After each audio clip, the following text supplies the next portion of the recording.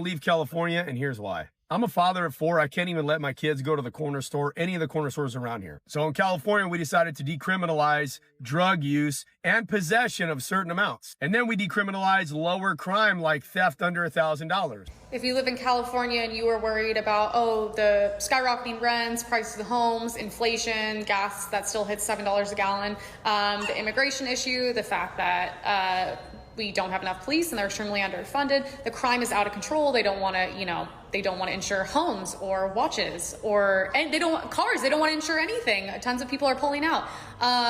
The extreme amount of homeless we have, the fact that they are getting increasingly dangerous, the amount of crime that just never ceases to end. If you are worried about all these things as a Californian, I have good news for you. Instead of tackling any of these issues, Gavin Newsom has now started a podcast called Politickin'. I can't live in California anymore. I'm a social worker, a single mom of 3. I have a master's degree. I just got a decent job, but I can't support my family here. And the quality of life, it's not something I want to give my children. I'm currently sleeping in my parents' living room, and we live in a very dangerous area. I just don't see how our lives can improve here. Every single day we walk past gang activity, drugs, homelessness, and it's heartbreaking. And rent to live in a place like this is $2,000 to $3,000 a month. Anything in a slightly better neighborhood is over $3,000. And as a single mother, I don't know how I can afford that. Honestly, I don't know how anybody can afford that. And that's why I live in an area where there's multiple families in a 1-bedroom apartment, a 2-bedroom apartment. There's like 10 people living in a 2-bedroom, 8 people living in a 1-bedroom apartment because no one can afford this. I've tried to live here. I've lived here most of my life. Recently, I've applied for some apartments and they require 3 times what the rent is. And that means that just to have a roof over my head, I would have to make $9,000. And I don't make that. I don't know who makes that. Aside from this, a few landlords have actually been really honest with me. They told me that after 2020, they've preferred to make their housing Section 8 housing to ensure that they are always getting a payment. You either make a ton of money or you are on Section 8. I'm part of the working class and I also don't qualify for Section 8. So in terms of housing, to continue living with debt. Otherwise, debtinde kini sustained din, everything would collapse. But not only that, from bartering to metal coins, from gold to paper, from paper to digital money. Explanation of how money was born as a form of trusts. I'm at a lost situation. So we're reaching out because we know there are other people out there that are just like us, that you're drowning in debt and you're killing yourselves to make ends meet. And your bottom line, you're working your ass off, you're running as fast as you can, and at the end of the month, you have like no money to put in the savings. You barely have enough to scrape by. Forget about dinners out. Turns into a new month, and then you got to do it all over again, month after month after month. So, we're here because we're doing something about it, and it's been hard, but we're doing it. 2 months ago, we decided to get out of California hell because it's just getting worse and worse and worse here. It's not getting any better. It sucks.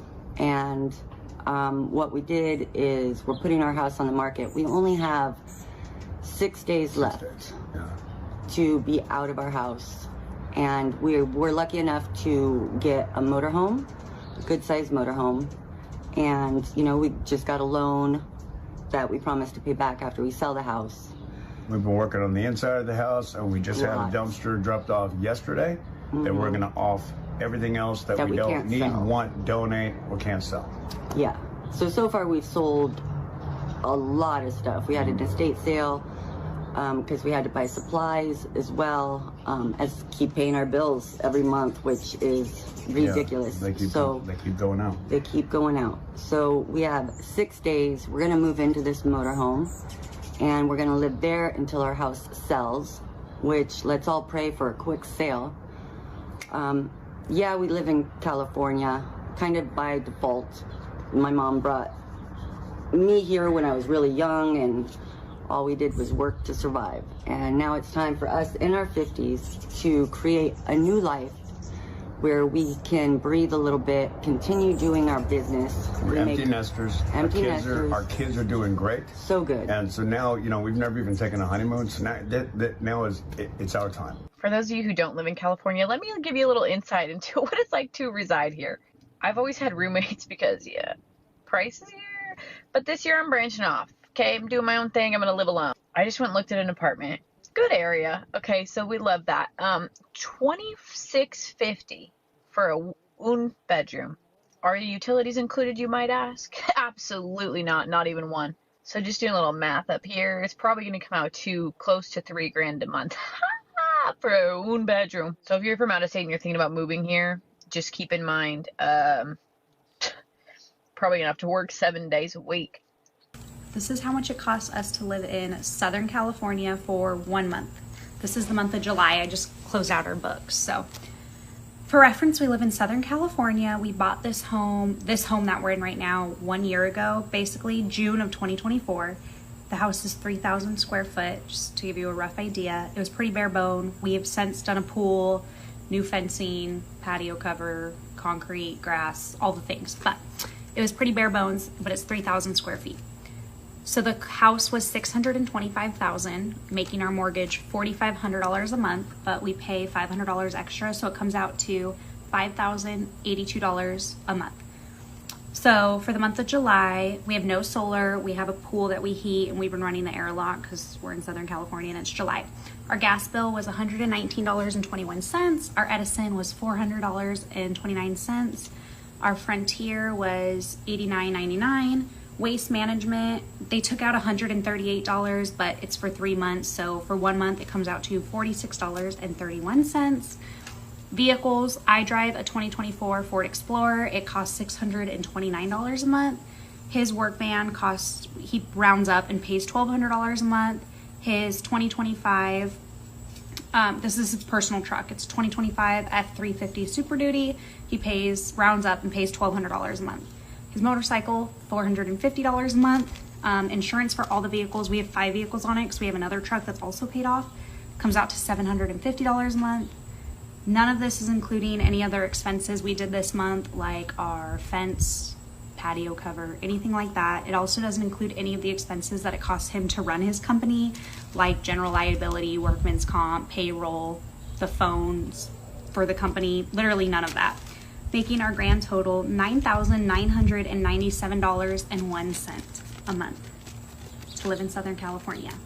So I just became a stay-at-home mom. We are a 1-income household. I'm 24 for reference, and he is 28 for reference. So if you are from California and you and your family moved out of state, I want to know where you went and if you love it or not, and why you recommend leaving or why you regret leaving, because me and my family are considering moving, and I just want to hear other people's experiences, because the unknown is so scary, but also staying here and always wondering if I should have moved my family somewhere else is like gonna eat at me.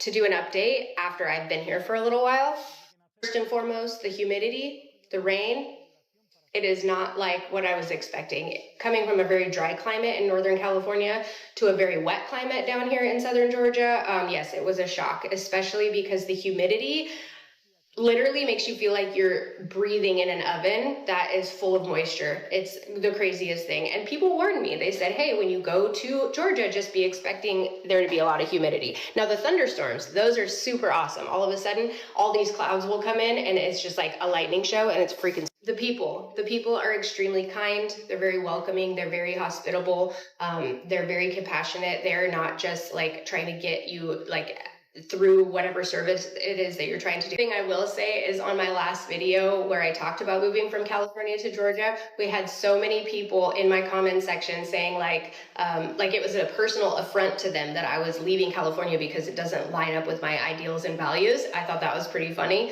And also here, now that we're here and we're getting to know people and we're meeting people, we have big fat. We have people asking us all the time, like, why did you move from California to Georgia? Like, that's insane. And we just have to explain to them, like, it just lines up with our morals and our values a little bit better. So, yeah, it's quite funny, the video that I did last time. Everybody really took it very personal that I was leaving California, so